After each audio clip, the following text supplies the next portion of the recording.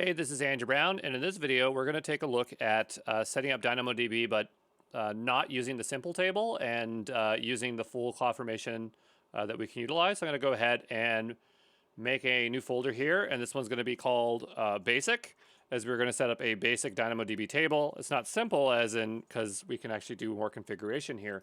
I actually already have this file from when we did the bootcamp, and it just has a very good example of a full DynamoDB table. So I'm just going to borrow from it.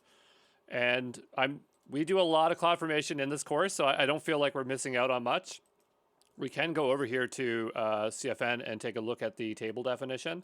We should probably grab that over here anyway. I'm going to go and just type resources, and we will grab some of this code. Again, if you can't find this repo, and by the way, this is a public repo, you can just, of course, get to the AWS examples repo and grab the code. I'm going to pare this down a little bit, but this was a really good DynamoDB table because this was using single table design. I'm not sure if we'll do that here today, but the point is that this is a very well configured table. Okay, so the idea is that in here, we might want to define our table class. So here it is standard. If we go over here, we can go and see that we have standard or infrequent access. So standard is sufficient for what we're doing here.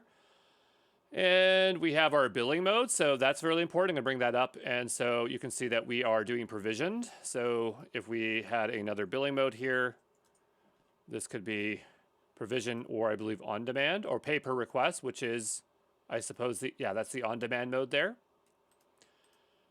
Then we have attribute definition. So that is us actually defining some fields up ahead. We have our key schema. This one's really important. So here you can see that we're setting a key schema with primary key, and then our secondary one is a secondary key. This is a very common pattern when you're doing single table design. And it's actually just a good structure to have in general when you want a lot of flexibility. So we'll leave that alone. Then we have attribute definitions. I don't remember that off the top of my head.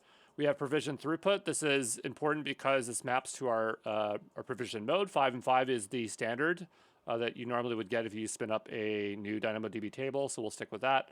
I'm going to turn this off for now because I do not want deletion protection. This one in particular is configured to have DynamoDB streams, so I'll take that out because we don't need that.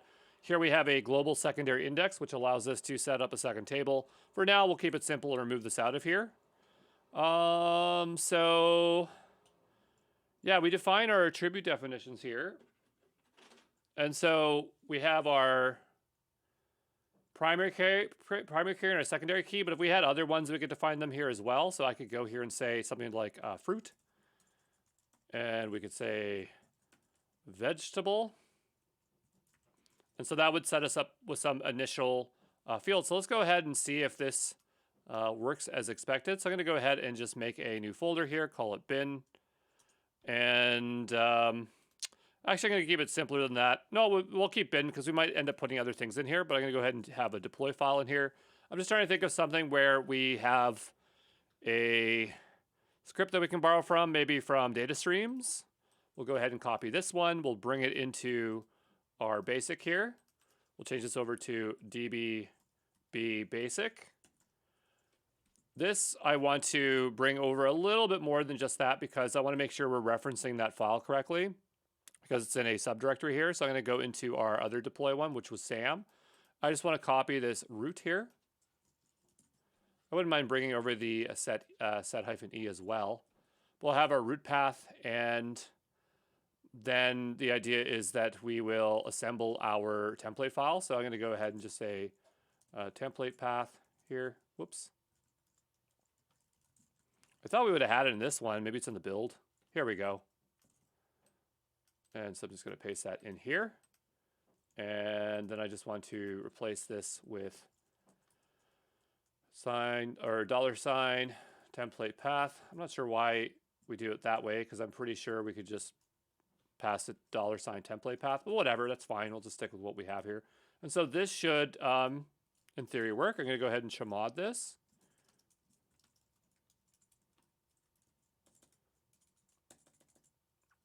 Basic, well, we'll cd into basic first.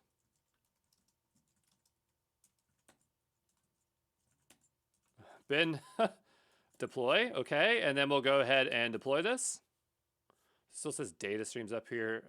DDB basic. Invalid template, basic template YAML. We'll go and take a look at our template file and see what it doesn't like. I don't necessarily see an issue with it. We could use cfn lint to lint it if there is something wrong with it. Invalid it's saying the path is invalid. So we have basic template. I'm going to put a YAML here. There we go. We'll go ahead and tempt this again. So I'll go ahead and create a change set. We'll make our way over to here into CloudFormation, and we'll give this a refresh. We'll go over to change sets, and we will execute the change set, and hopefully this will work here in a moment. All right, so we have a problem. Let's go investigate here. It failed to create. Let's go find out why. And it's not telling us why. It'd be nice to know why. Oh, let's go over to events. Here we go. The number of attributes in the key schema does not exactly match the number of attribute definitions. Fair enough. And so I think the reason why it's not working is that attribute definitions. Let's go look that up again, because I clearly do not remember what this is. Yeah, I thought we could put whatever we want in here. Yeah.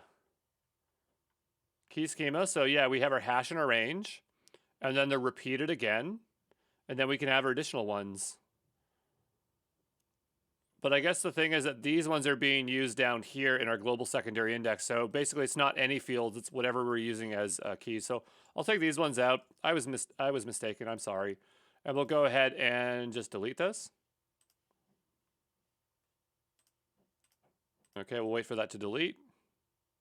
All right, so that is teared down. We'll go ahead and give this another go. But yeah, defining DynamoDB tables is a little bit verbose. It's not the nicest, but it's fine. As we go into here, we'll go ahead and execute this change set, and then hopefully this time it will work. All right, so our table has created, so that is great. Let's make our way over to DynamoDB.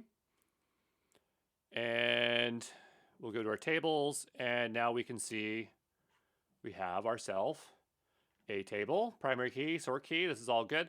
This is a really good basis for us to do other things in DynamoDB, was to get this basic table set up. Protect DynamoDB table with accidental reads and writes. Point in time recovery. They're always adding new stuff in here. It's nonstop. And it's funny because this is the new UI, and they're already going to change this UI again. And I know this for certain.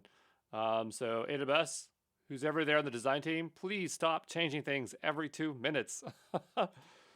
You know, it's frustrating. But yeah, we can explore items here. There's nothing here, so we'd have to add items, you know, like hello world. Okay, but really I just wanted to accomplish setting up a DynamoDB table here using this, so we can use this as a basis for other DynamoDB videos. So I'll see you in the next one, okay? Ciao.